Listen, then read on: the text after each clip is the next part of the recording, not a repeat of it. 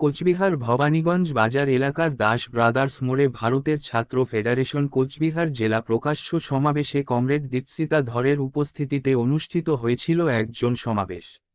মূলত তৃণমূল বিজেপির যে সেটিংয়ের রাজনীতি ও পশ্চিম বাংলায় যেভাবে শিক্ষার বিভাজন করে শিক্ষাকে আরও তলানিতে নিয়ে যেতে চাইছে তার বিরুদ্ধে রুখে দাঁড়িয়ে স্কুল কলেজে শপথ করো, বিভেদ রুখে স্বদেশ গড়ো, এই স্লোগানকে সামনে রেখে এই জন সমাবেশ। কারা পড়ায় ওদের? ওই নবনীতা বলার সময় বলছিল অনুব্রত মণ্ডলের মেয়ের কথা। এই সারা বিশ্বের একমাত্র মানুষ যিনি নাচ করতেন টিকটকে আর টাকা নিতেন সরকারের কাছ থেকে। আমরা শুনেছি দিদিমণিরা স্কুলে যান, অনুব্রত মণ্ডলের জন্য স্কুল বাড়িতে আসতো, অ্যাটেন্ডেন্সের খাতা বাড়িতে আসতো অনুব্রত মণ্ডলের মেয়ে। যে জাতীয় শিক্ষানীতি নরেন্দ্র মোদী নিয়ে এসেছেন এবং যে জাতীয় শিক্ষানীতি অন্য নামে মমতা ব্যানার্জি পশ্চিমবঙ্গে প্রণয়ন করেছেন, তাতে আসলে সরকারি শিক্ষার যে পরিকাঠামো সেটা শেষ করার সমস্ত রকম ষড়যন্ত্র রয়েছে। আমরা দেখেছি পশ্চিমবঙ্গের বুকে নিয়োগ দুর্নীতি হয়েছে। প্রাইমারি স্কুলে, সরকারি স্কুলে যদি ভালো শিক্ষক শিক্ষিকা না থাকে তাহলে সেখানে ছাত্রছাত্রী যাবে কেন? ছাত্রছাত্রী যদি না যায় তাহলে সরকারের কাছে অমনি একটা সুযোগ চলে আসে, এইটা বলে যে আমার স্কুলে আর ছাত্রছাত্রী নেই, স্টুডেন্ট নেই, তাই আমি স্কুলগুলো বন্ধ করে দিচ্ছি। আমরা যদি নয়া শিক্ষানীতি পড়ি আমরা দেখবো সেখানে নরেন্দ্র মোদীও একই নির্দেশ দিয়েছে যে ছোট স্কুল, কম শিক্ষক শিক্ষিকার স্কুল, সেই স্কুলগুলোকে বন্ধ করে দিতে হবে।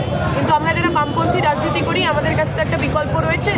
আমরা দেখেছিলাম ত্রিপুরার একটা ছোট্ট গ্রাম, পাহাড়ি গ্রাম, সেই গ্রামে একটি মাত্র মেয়ে ছিল যে উচ্চ মাধ্যমিক পাশ করেছে। ওই গ্রামে কোনো কলেজ ছিল না। সেই সময় বামপন্থী সরকার ওই একটি মাত্র 12 পাস মেয়ের জন্য একটা কলেজ খুলেছিল, যে কলেজে আগামী দিনে প্রায় 3000 সাড়ে 3000 ছাত্রছাত্রী পড়াশুনো করত। আমরা যে রাজনীতি করি, যে বামপন্থী রাজনীতি করি, আমাদের কাছে একটি মাত্র ছাত্রছাত্রীরও পড়াশোনার অধিকার যদি সেটা বিঘ্নিত হয় সেটা আমাদের সরকারের কাছে প্রায়োরিটি বলে মনে হয়েছিল। আর এই সরকার, রাজ্যের সরকার এবং কেন্দ্রের সরকারের দুজনে মিলেই সরকারি পরিকাঠামো, স্টেট ফান্ডেড এডুকেশন বলতে আমরা যা বুঝতাম সেটাকে কী করে নষ্ট করার জন্য পুরো চেষ্টা তারা করছেন। কারণ তারা জানেন গরিব পরিবারের ছেলেমেয়েরা যদি পড়াশুনো করে তারা প্রশ্ন করে, সরকারকে প্রশ্ন করে, মন্ত্রীকে প্রশ্ন করে, ক্ষমতাকে প্রশ্ন করে। কেন্দ্রের সরকার অথবা রাজ্যের সরকার এরা প্রশ্নকে ভয় পায়। ফিরে আসার কথা বলছি না, আমরা বলছি আমাদের প্রজন্মকে বাঁচাতে হবে। সেই প্রজন্মকে বাঁচানোর জন্য যদি চোর, ডাকাত, গুন্ডা, বদমাইশ, দাঙ্গাবাজদের সরাতে হয় তাহলে আমরা সরাবো। আমাদের খুব স্পষ্ট কথা, পরিষ্কার কথা, এখানে আমরা যারা বসে আছি, যারা ভারতের ছাত্র ফেডারেশন করি, আমরা ব্যক্তিগত চা পাওয়ার জন্য করি না। এমএলএ হতে হবে, মন্ত্রী হতে হবে, কাউন্সিলর হতে হবে, কাঠমানি খেতে হবে, বাড়ি বানাতে হবে, গাড়ি বানাতে হবে, এই আশা আকাঙ্ক্ষা আমাদের কারণ নাই।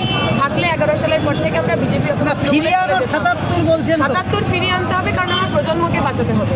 আমার প্রজন্মের যে ছেলেটা, যে মেয়েটা পশ্চিমবঙ্গে চাকরি পায় না বলে মুম্বাইতে, ব্যাঙ্গালোরে, তামিলনাড়ুতে পরিযায়ী শ্রমিক হচ্ছে, তাকে তার গ্রামে ফিরিয়ে আনতে হবে, তার রাজ্যে ফিরিয়ে আনতে হবে, রাজ্যে চাকরি দিতে হবে। তাদের জন্য 77 দরকার।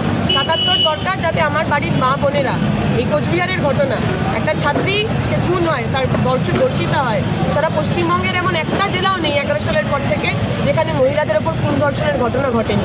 সেই মেয়েগুলোকে বাঁচানোর জন্য আমার বাড়ির মা, আমার বাড়ির বোন, আমার বন্ধু বান্ধবী, আমার ছোট বোনদের বাঁচানোর জন্য 77। বলছি বিজেপি, কংগ্রেস, আপনি যতগুলো রাজনৈতিক দল বলতে পারেন, সমস্ত রাজনৈতিক দলে যদি এমন কোনো মানুষ থাকেন যিনি স্পষ্ট ভাষায় বলতে পারেন আমরা হিন্দু রাষ্ট্রের বিরোধী, যিনি স্পষ্ট ভাষায় বলতে পারেন আমরা চুরি, ডাকাতি, দুর্নীতির বিরুদ্ধে, যিনি স্পষ্ট ভাষায় বলতে পারেন ভারত সংবিধান দিয়ে চলবে, ধর্মনিরপেক্ষ দেশ হবে, গণতান্ত্রিক দেশ হবে, এমন সমস্ত মানুষ আমাদের সঙ্গে আসুন, তারা আমাদের সহযোগিতা। তাহলে কি কংগ্রেসের সাথে একটা সখ্যতা করে উঠবে?